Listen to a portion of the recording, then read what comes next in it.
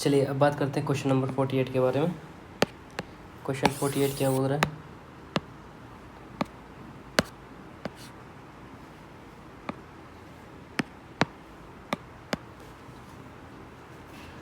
For a reinforced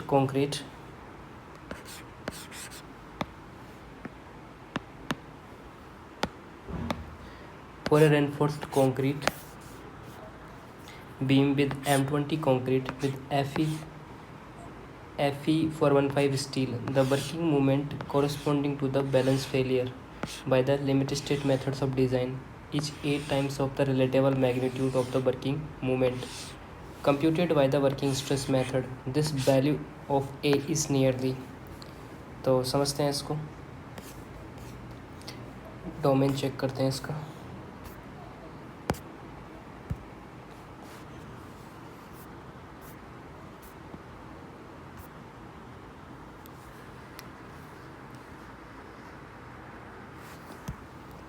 question क्या कह रहा है? क्वेश्चन कह रहा है तो बैलेंस मोमेंट कंपैरिजन की बात कर रहा है।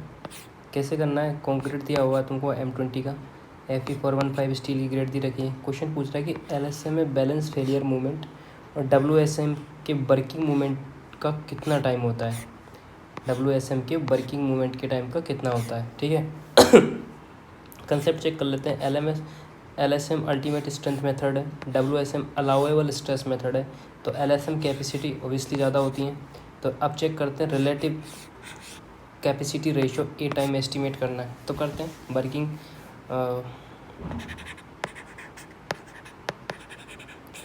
Working movement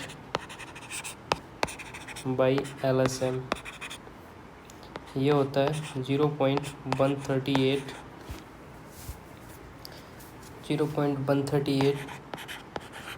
FCK BD square divide by 1.5 and working movement by WSM, ये होता है 0.130 sigma CVC into BD square, ठीक है। तो अब ए निकालना है, तो ए कैसे निकालेंगे? 0.138 FCK into BD square divide by 1.5 into 0.13 sigma CVC into BD square, ठीक है। इसको इसमें डिवाइड कर दिया। उसके बाद इसको सॉल्व करने के बाद में ये ख़त्म हो गया। ये कट पिट क्या आएगा? 2.022, इतना टाइम्स होगा।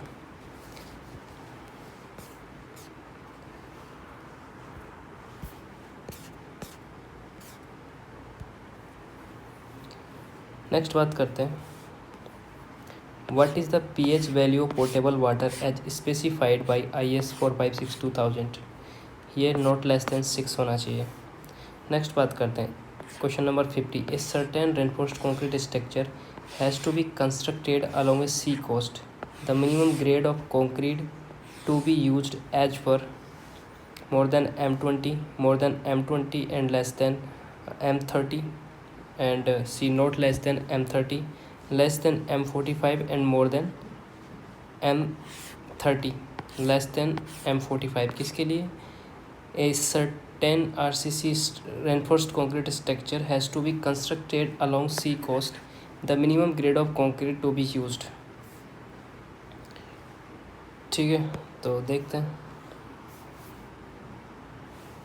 सी कोस्ट की बात चल रही है। ये क्वेश्चन कह रहा है कि सिचुएशन है कि जो रेनफोर्स्ड कंक्रीट स्ट्रक्चर वो नियर द सी है। तो क्वेश्चन क्या पूछ रहा है? ये पूछ रहा है कि मिनिमम कंक्रीट ग्रेड क्या होनी चाहिए, ठीक है। तो कॉन्सेप्ट चेक कर लेते हैं।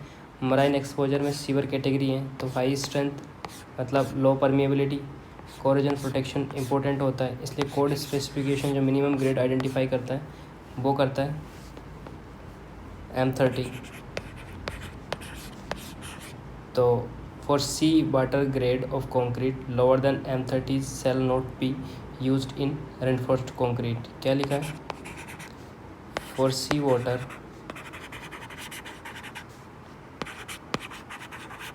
grade of concrete lower than M30 shall not be used in reinforced concrete। क्या लिखा है? For sea water graded of concrete lower than M30 shall not be used in reinforced concrete। Next question पे आते हैं। What is the minimum area of tension reinforcement in beam when Fe415 is used? What is the minimum area of tension reinforcement in a beam when Fe415 is used? तो कितना use करते हैं? 0.2% minimum. What is the minimum area of tension reinforcement in beam? ठीक है, देख लेते हैं। Minimum reinforcement इन beam की बात करें जो गिवन है, steel grade of Fe415। Question पूछ रहा है मिनिमम टेंशन स्टील परसेंटेज में कितना होना चाहिए। कंसेप्ट चेक कर लेते हैं। क्रैक कंट्रोल के लिए मिनिमम स्टील रिक्वायर्ड होती है और जिसका फॉर्मूला होता है AS minimum 0.85 BD divide by FY। So higher FY मतलब लोअर मिनिमम परसेंटेज होता है। So code west minimum percent identify करना है, तो क्या होगा इसके अंदर? ये होता है since criteria for minimum area of tension reinforcement जो होता है AST divide by BD 0.85 by FY बराबर 415 MPa। ठीक है, तो ये होता है AST BD इंटू 100। तो AST कितना? 0.85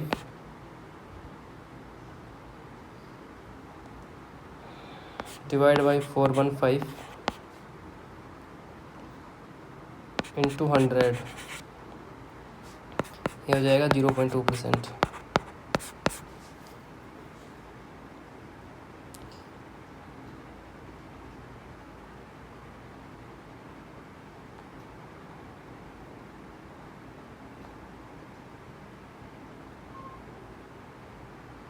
ठीक है, AST BD इक्वल्स होता है 0.85 FY। ठीक है, FY की वैल्यू दे रखी, तो AST BD is equals to हो जाएगा 0.85 डिवाइड बाई 415 इंटू 100।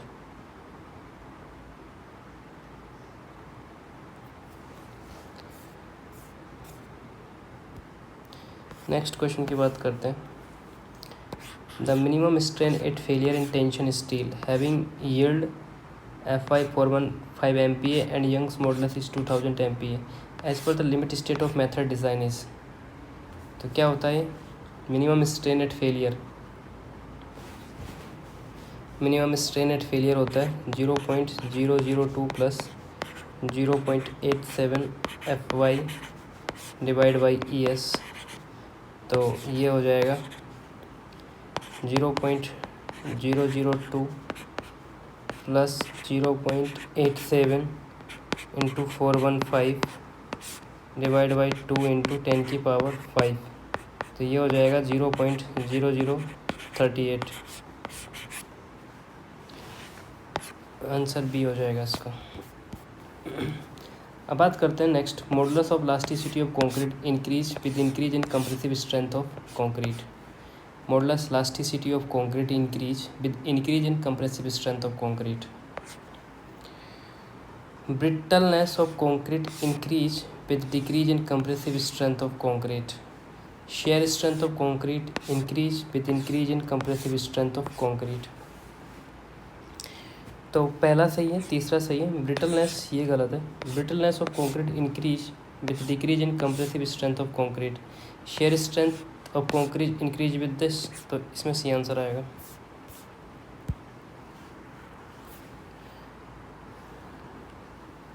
ये हो गया था ये वाला question limit state of ductility का।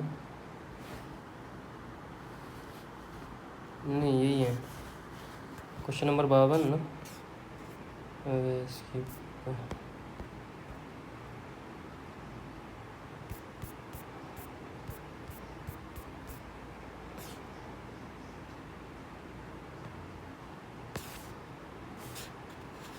Question number 53।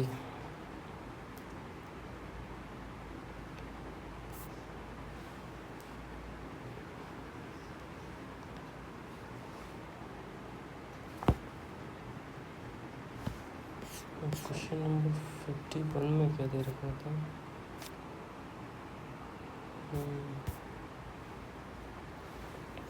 चलो बात करते हैं 53 के बारे में। क्या दे रखा?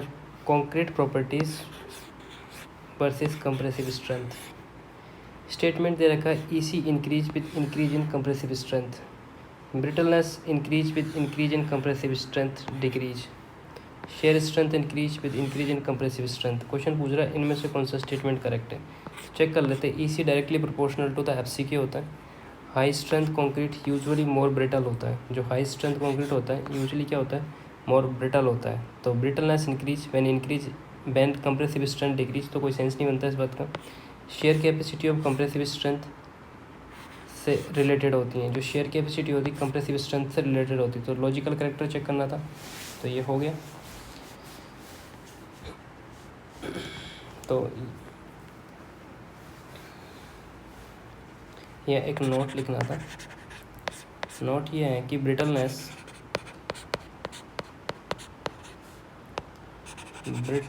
Of high strength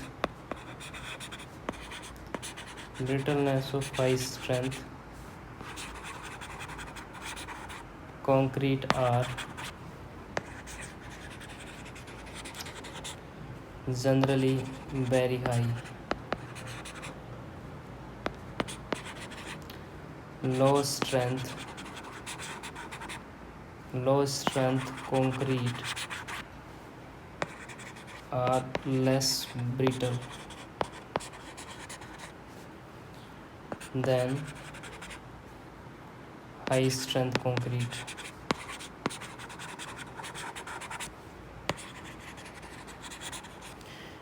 Brittleness of high strength concrete are generally very high. Low strength concrete are less brittle than high strength concrete.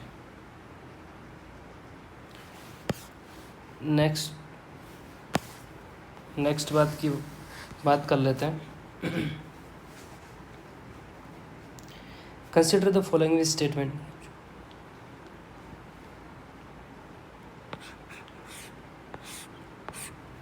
Consider the following cases in the design of reinforced concrete member in flexure. Consider the following cases in the design of reinforced concrete member in flexure.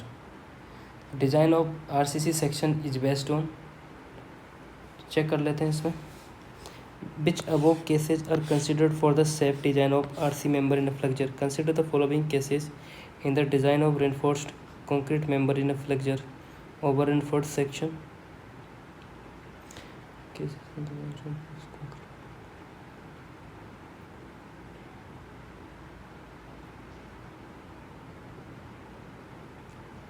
Over reinforced section, tension failure, compression failure और under reinforced section। तो इसमें क्या आएगा?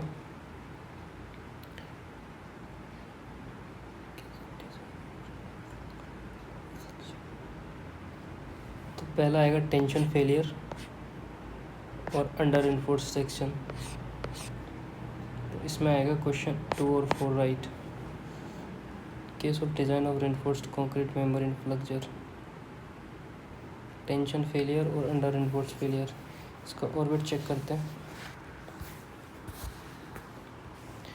Flexural design case दिए गए हैं over reinforced section, tension failure, compression failure और under reinforced section. तो सेफ डिज़ाइन के लिए कौन से केस कंसिडर किए जाएंगे? सेफ डिज़ाइन मतलब डक्टाइल बिहेवियर, ठीक है। तो tension failure, under reinforcement that mean steel yield first, steel पहले यील्ड हो गई। ओवर रेनफोर्स्ड सेक्शन का मतलब है ब्रिटल कंप्रेशन फेलियर। तो कौन सा फेलियर मोड इसमें डिज़ायरेबल है? तो दो सही होंगे इसमें, टेंशन फेलियर और अंडर रेनफोर्स्ड सेक्शन फेलियर। देख लेते हैं इसमें कौन कौन से नोट में। design of RCC section are based on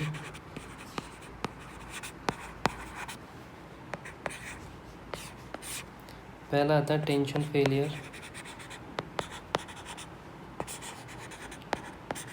tension failure of steel is considered safe। दूसरा आता है compression failure, compression failure of concrete should be avoided। तीसरा आता है over enforced section are subjected to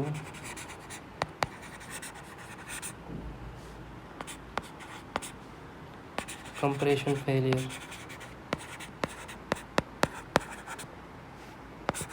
compression failure of concrete thus shall be avoided।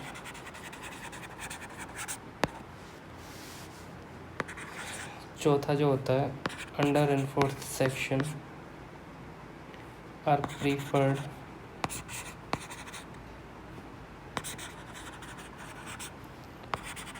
Due to tension failure of steel.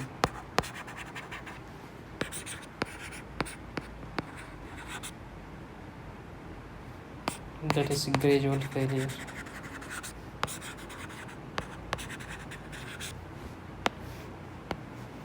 क्या लिख रहेगा? Design of RCC section are based on tension failure of steel in considered to be safe.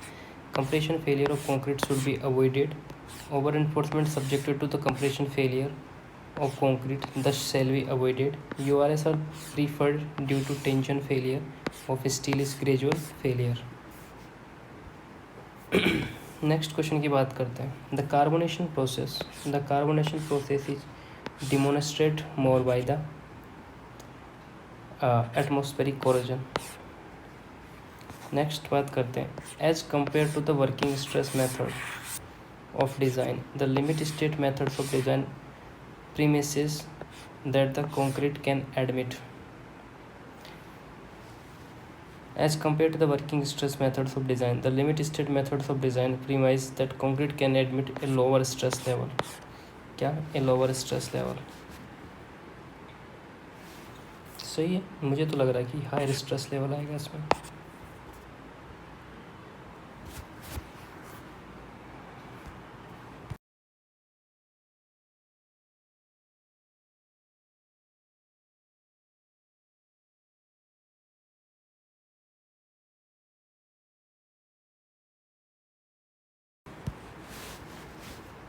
ये गलत है, ये सही आएगा high stress level. Next बात करते हैं the permissible bending compressive strength M25 grade of concrete is 8.5 newton per mm and it is short term and long term modulus ratio are. Short term और लॉन्ग टर्म मॉडुलस रेशियो की बात की है इसने, तो देख लेते हैं।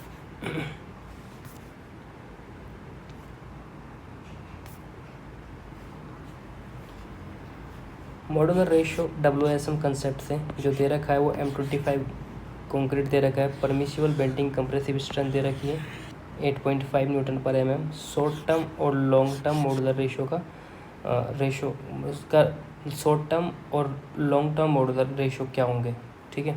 तो शॉर्ट टर्म मॉडुलर रेशियो क्या आता है? M बराबर ES डिवाइड बाई EC। तो ES कितना होता है? 2 इंटू 10 की power 5 for steel and concrete के लिए 5000 इंटू √5 25। तो ये हो जाएगा 2 इंटू 10 की पावर 5 डिवाइड बाई 5000 इंटू 5, ठीक है। तो ये आ जाएगा कटने के बाद 1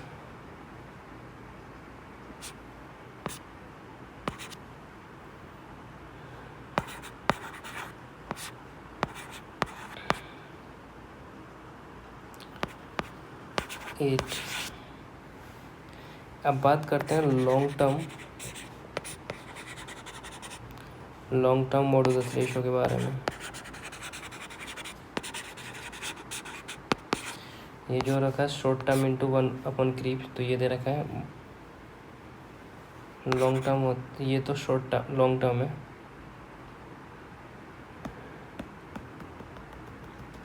यहाँ पे गलत दे रखा है, उल्टा सुल्टा कर दिया है इसको, सही, ठीक है।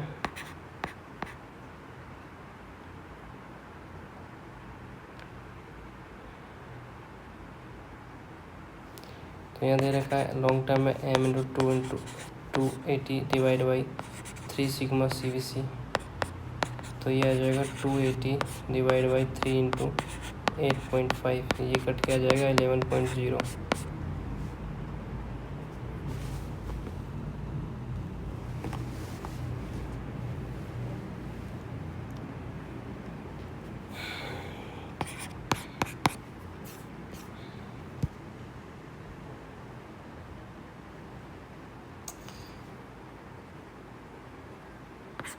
इसमें आ जाएगा 8/11।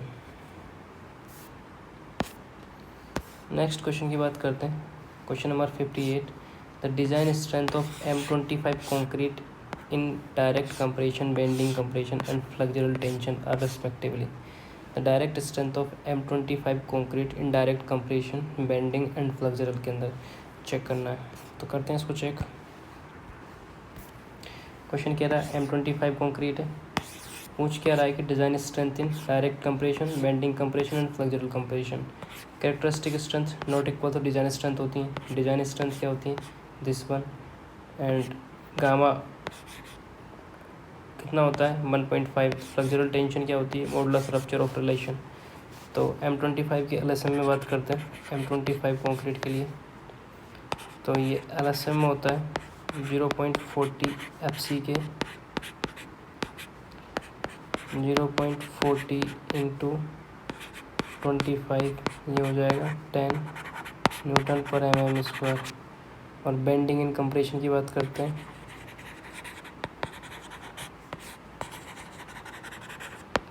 तो ये LSM इज इक्वल्स टू हो जाएगा डायरेक्ट बेंडिंग में LSM is equals to 0.45 FC के, ये हो जाएगा 0.45 इंटू 25, तो ये हो जाएगा 11.25 Newton mm²। And now strength and flexural compression की बात करते हैं, ये होता है 0.7 इंटू √FC के, तो ये हो जाएगा 3.5, तो 10 11.25 एंड 3.5, आंसर ए आ जाएगा 58 के अंदर। नेक्स्ट बात करते हैं, fatigue in RCC beam will not be problem if number of cycle is less than 3000। इसका डोमेन की बात कर लेते हैं।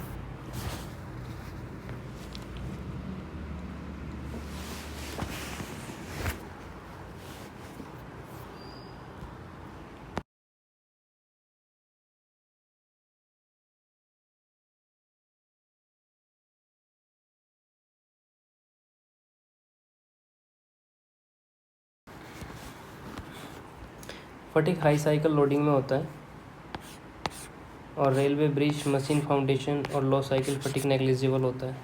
खैर वही है, और पता नहीं, सही आंसर देख लेंगे उसमें क्या होता है। Next question, the desire characteristic strength of a mix is 20 newton per mm। The standard deviation is 4 newton per mm² for 150 size of concrete cube. K is equals to 1.645। The average strength of cube will be, कितनी होगी average strength of cube की बात करते हैं। इसमें क्या दे रखा है, मिक्स डिज़ाइन है, स्टैटिकल कंसेप्ट है, FC के 20 न्यूटन पर mm है, स्टैंडर्ड डेविएशन 4 है, K बराबर 1.46 है। तो इसकी F टारगेट क्या होता है, ये होती है FC plus K into sigma या S, ठीक है। तो कैसे होगा ये? F average strength of for cube, F average बराबर होता है एफ सी के प्लस 0.825 सिग्मा। ठीक है, तो एफ एवरेज निकल के आ जाएगा आपके पास में 20 प्लस 0.825 इंटू 4, 8 चौक 32, 32 दूनी 64, 2 Newton per mm square. Average strength of A cube at the time of design mix, ये मैच नहीं कर रहा आंसर। एफ सी के प्लस 1.645 इंटू सिग्मा, तो 20 प्लस 1.645 इंटू 4 कितना हो गया 26.58 न्यूटन पर mm स्क्वायर। ये दे रखा है, इसमें वैल्यू पुट करनी है, की वैल्यू दे रखी है, सेफ्टी मार्जिन स्टैटिकल बेसिस है, तो required mean strength of calculate करना है। तो इसमें कितना आ जाएगा 26। नेक्स्ट बात करते हैं as per IS 456/2000 cracking of concrete in tension zone can not be avoided but can be limited by the adhering to the codal requirement of the minimum steel, proper and prolonged curing of concrete, increase butter cement ratio, increase workability। तो increase water cement ratio, increase workability, ये तो अगर water ratio बढ़ाते तो क्या होता है, decrease होती है। प्रॉपर प्रोलॉन्ग्ड क्यूरिंग, बिल्कुल adhering the codal requirement of minimum steel रेनवर्क, इसमें फर्स्ट एंड सेकंड आ जाएगा। इसके बारे में देख लेते हैं। पहला स्टेटमेंट है minimum steel reinforcement, minimum steel area flow करना है, प्रॉपर क्यूरिंग करना, वाटर सीमेंट रेशियो इंक्रीज करना। क्रेक को लिमिट करने के लिए कौन सा मेथड वैलिड होगा? क्रेक को लिमिट करने के लिए तो minimum steel crack width control करता है, मिनिमम स्टील के विड्थ कंट्रोल करता है, प्रॉपर क्यूरिंग श्रिंकेज रिड्यूस करता है, प्रॉपर क्यूरिंग से श्रिंकेज रिड्यूस होता है, high water cement ratio strength reduce करता है। ठीक है, तो आपको पता है कि क्या होने वाला है, ये गलत होगा, बराबर 2 सही होगा। ये नोट दे रखा है, लिख लेते हैं एक बार कि increase in water cement ratio will reduce the strength of concrete, will reduce the strength of concrete. This may lead to cracking of concrete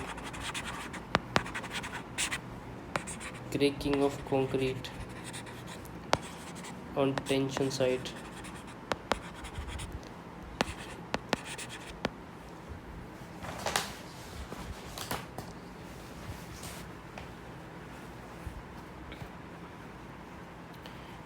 Increased water cement will reduce the strength of concrete. This may lead to the cracking of concrete on tension side.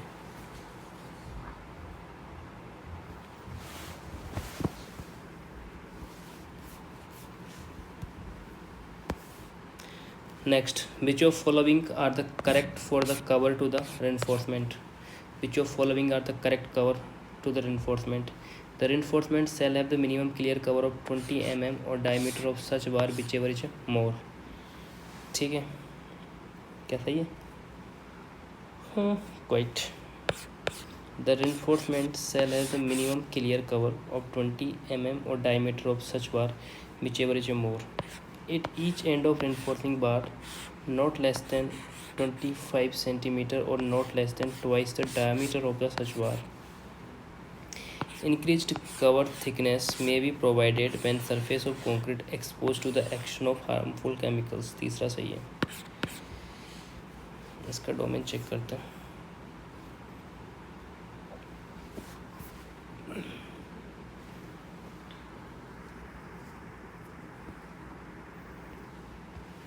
यह statement है minimum clear cover rules bar bands are provide cover, harmful chemical exposure है में extra cover. तो इनमें से कौन सा statement सही होगा? कवर जो है ड्यूरेबिलिटी और फायर रेजिस्टेंस के लिए होता है, डेवलपमेंट लेंथ के लिए एंड कवर रिक्वायर्ड होता है, एग्रेसिव एनवायरनमेंट में कवर इंक्रीज होता है।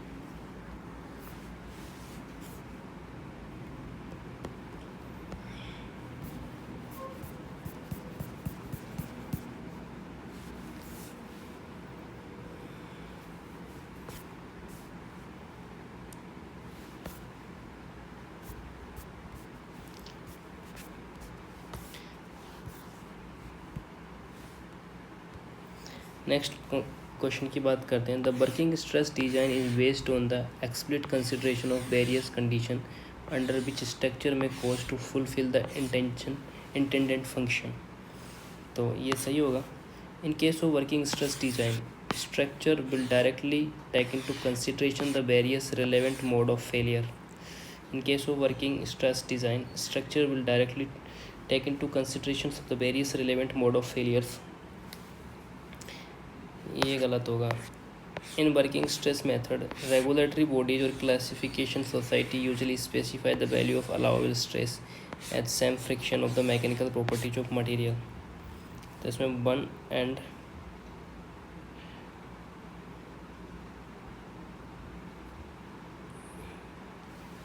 split the considerations of the various under which structure may cause fulfill the intent function। ये भी नहीं होगा, ओनली 3 होगा इसके अंदर। अब क्वेश्चन क्या कह रहा है समझते हैं। Working stress design statement 1, working stress design explicit consider करता है उन कंडीशन को जहाँ स्ट्रक्चर फंक्शन लूज करे। स्टेटमेंट 1 मतलब एक्सप्लिसिट कंसिडर करता है उन कंडीशन को जहाँ स्ट्रक्चर फंक्शन लूज करता है, नहीं।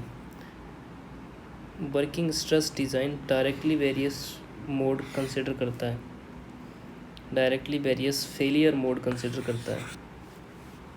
अलाउएबल स्ट्रेस मैकेनिकल प्रॉपर्टी का कुछ फंक्शन है फैक्टर ऑफ सेफ्टी अप्लाई करके।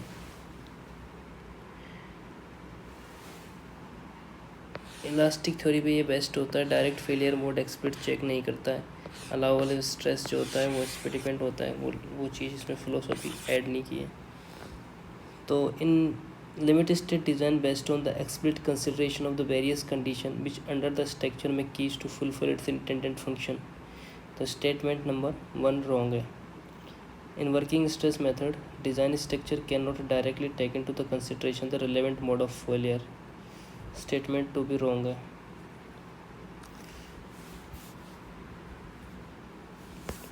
ओनली 3 सही होगा इसके अंदर। Question number 4, the work consider the following statement regarding the working stress design method. Working stress design based on the elastic theory. The working stress in the member should be less than the permissible stress. The permissible stress is the ratio of the factor of safety to the yield stress. The permissible stress of the fasteners usually based on the ultimate strength of the connection. Which of statement is not correct? तो पहला सही होगा, ये based होता है elastic theory पे। The working stress member should be less than the permissible stress, ये भी सही होगा। The permissible stress is the ratio of factor of safety to the yield stress. नहीं, ये नहीं होगा I think. Yield stress by factor of safety. The permissible stress is the fasteners are usually based on the ultimate strength of connection, ये भी सही होगा।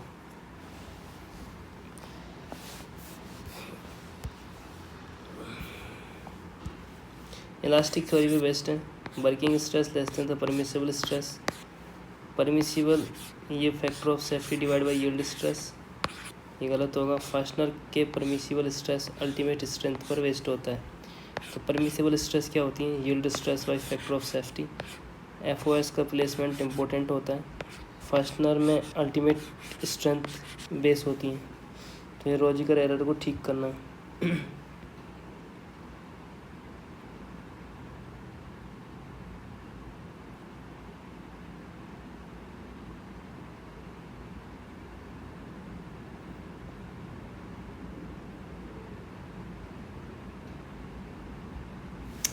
Next, इसमें सही पता चल गया, ये गलत है। क्वेश्चन नंबर 165 की बात करते हैं। In the partial safety factor based on design format, the design capacity is defined by the considering the corresponding partial safety factor. In the partial safety factor based on the design format, the design capacity is defined by the considering the corresponding partial safety factor. The partial safety factor are associated with the inherent and modeling uncertainties.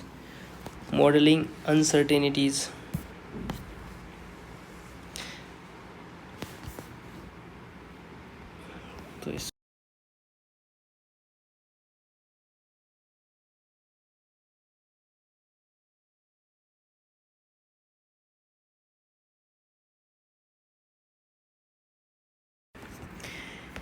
in partial safety factor based on the design format, design capacity क्या है, orbit check करते हैं इसकी।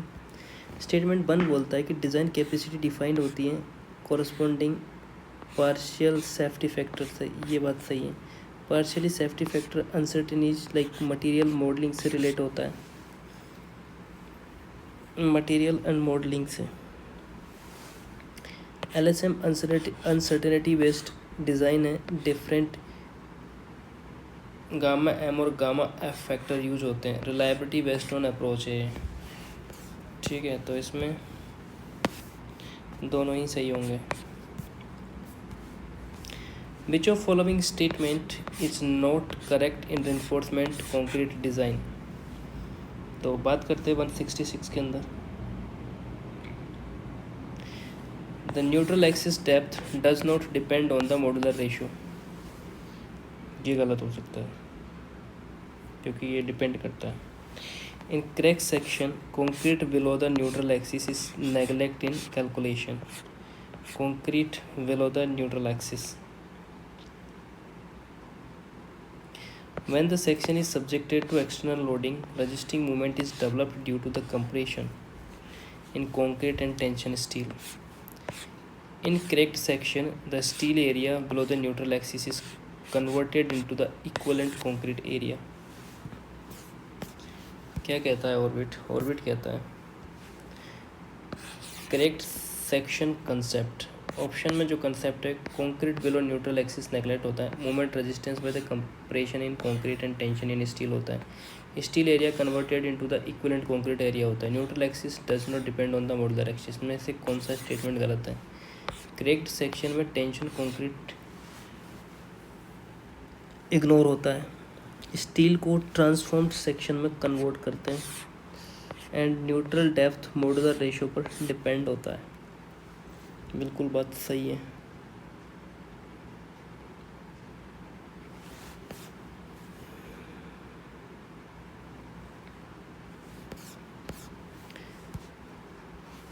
ये होता है यहाँ पर, ये जो फॉर्मूला आता है B/(x² divide by 2 m.AST d-XA।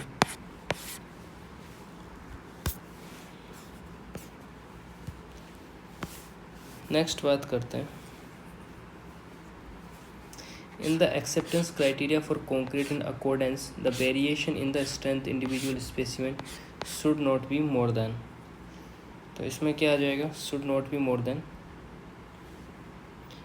±15% of the average. ऑर्बिट चेक करते हैं।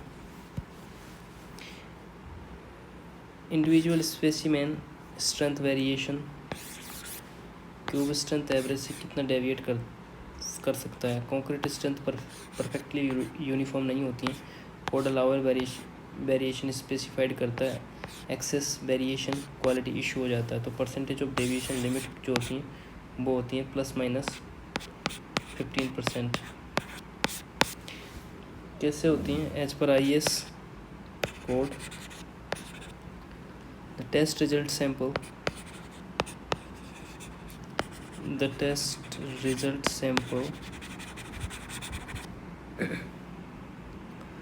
shall be average of strength of 3 specimen, the individual variation should not be more than 15% of the average.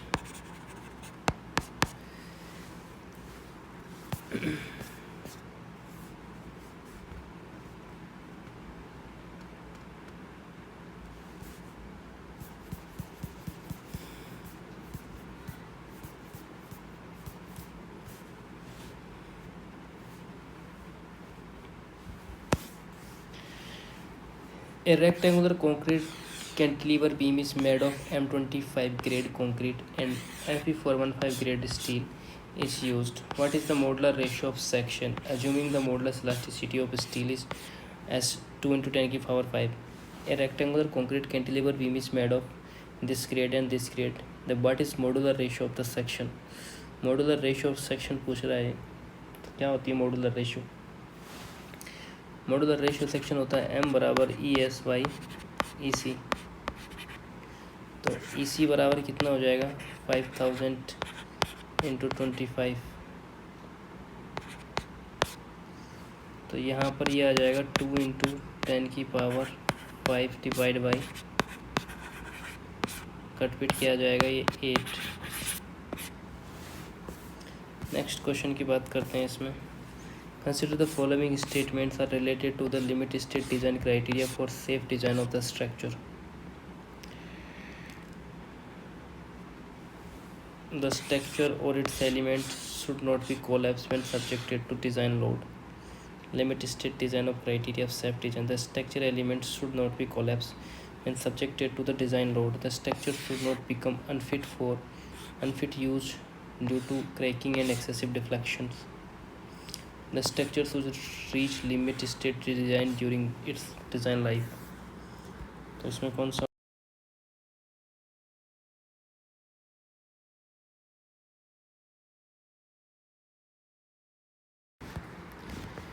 The structure should reach a limit state during its design life. Structure should reach a limit state during its design life. The structure should not become unfit for use due to cracking, excessive deflection. ये आएगा इसके अंदर। कोई और भी tag है इसका, check करते हैं। स्ट्रक्चर कोलैप्स नहीं होना चाहिए अंडर डिज़ाइन लोड के अंदर। स्ट्रक्चर सर्विसेबल रहना चाहिए, नो एक्सेसिव क्रैक डिफ्लेक्शन नहीं होना चाहिए। Structure design life limit state reach करे, ये गलत बात है। जो LSM होता है ये कोलैप्स और सर्विसिबिलिटी कंट्रोल करता है, लिमिट स्टेट रीच नहीं करना चाहिए ड्यूरिंग डिज़ाइन लाइफ। सेफ्टी और यूजेबिलिटी दोनों इंश्योर करने होते हैं इसके अंदर, लिमिट स्टेट के अंदर। नेक्स्ट क्वेश्चन की बात करते हैं। Which of following is a creep coefficient of any time? CT is the creep coefficient of at a time and SU is the ultimate creep coefficient at a time T day after loadings. तो क्या हो जाएगा इसका पटक दो, ये बाद में देख लेंगे इसको। What is the proportion of acid and alkali permitted in water used in constructions?